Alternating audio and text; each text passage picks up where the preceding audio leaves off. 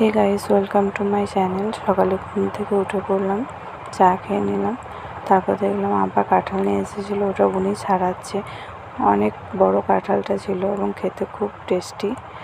তারপর উনি একটা পার্সেল এসেছিলো, ও সেটা আনবক্সিং করছে। খুব সুন্দর এসেছিলো।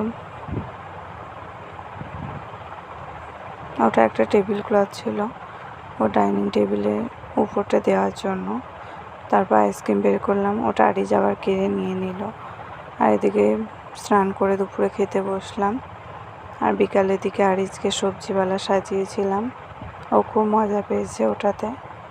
তারপর সন্ধ্যের দিকে বড় মা বানিয়েছিল পরোটা আর আলুর দম, সেটা আমরা সবাই খেয়ে নিলাম।